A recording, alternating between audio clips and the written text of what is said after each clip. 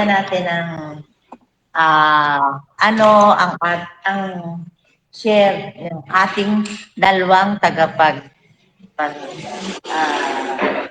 magpe-prayer po. Mag-iilit ng prayer. Sister Belen at saka po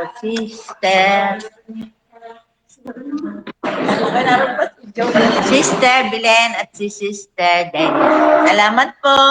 Sister Joanne. Yan. Magandang umaga po sa inyong lahat. Purihin po ang Diyos at pagkakataon ako'y narinig sa upuan.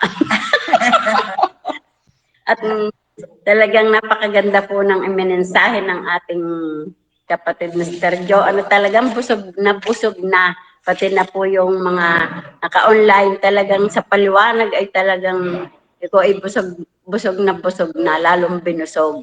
Ay ngayon po yung aking panghimagas na lamang. Aking isi-share. Tunay nga pong napakabuti ng ating Diyos at talaga yung pananampalataya ang higit natin munang uunahin ay yung prayer. Kasi po, dapat talaga tayo ay laging mananalangin.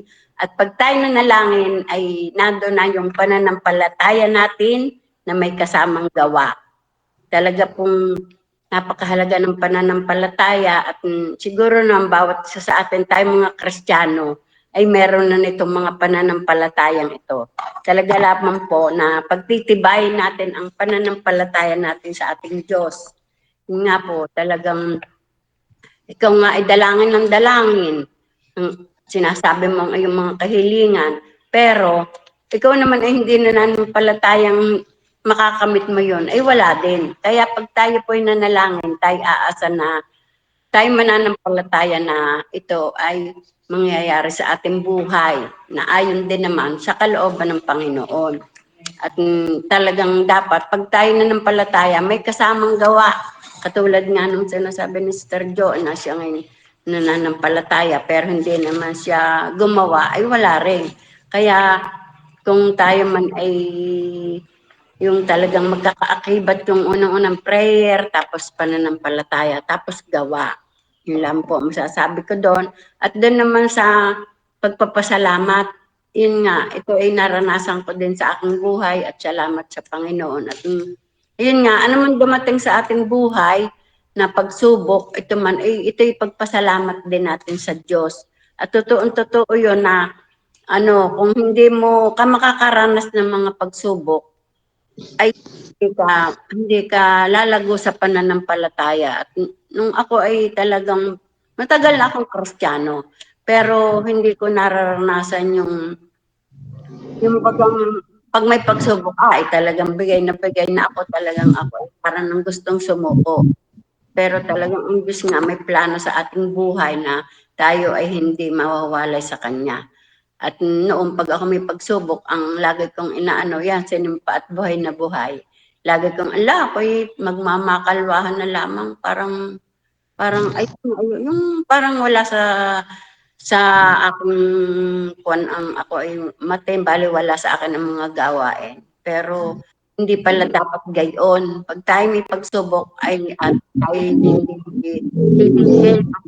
patuloy tayong maglilingkod sa Diyos. At doon ipararanas ng Panginoon ang ating pagtatagumpay sa ating mga pagsubok.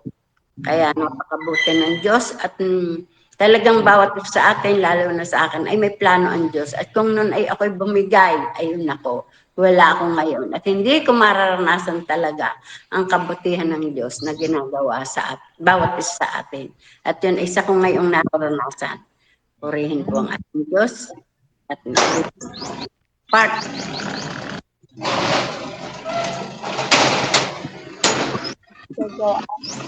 Opo, gaya nga nung sabi ni Sister Susan, ang faith ko ay inaalagaan at ito ay hindi sa ating galing.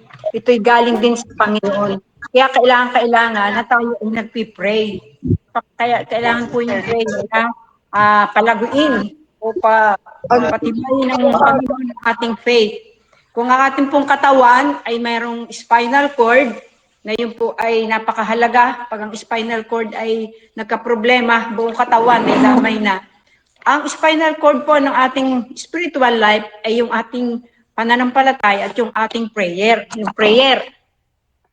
At kung maalaala natin, yung prayer na sinabi doon sa Corinthians, na ang sabi doon ay, kailangan ay, kung tayo mayroong pananampalataya na kasing laki ng buto ng mustasa, gaano kaliit lang yung buto ng mustasa compare sa buto ng santol.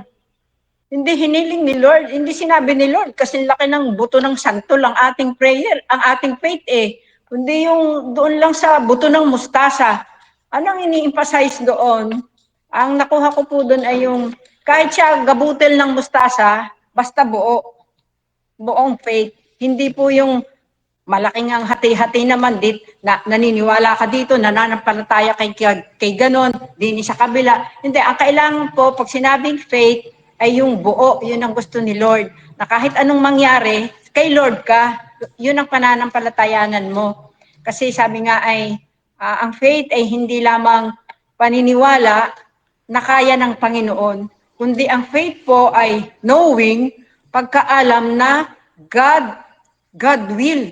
Yung ibig sabihin, gagawin yun, ginawa na ni Lord. Hindi yung, kaya ni Lord. Kaya. Pero ang pananampalataya, alam natin, nananampalataya tayong ginawa niya, gagawin niya. Yun po yun. Kaya sabi nga doon ay mga bagay na hindi pa nakikita. Pagka doon natin ibinasi sa nakikita, hindi yun faith. Hindi yun faith. Kaya napakaganda po nito. Itong faith na ito ay, alam ko talagang sa Panginoon din po ito magmumula. Kasi kung sa atin, hindi natin talaga ito kakayanin. Yun lamang po, kailangang buo ang ating pananampalataya. Amen. Ito katapos ka ng 1-2 ka. Hindi ang salita.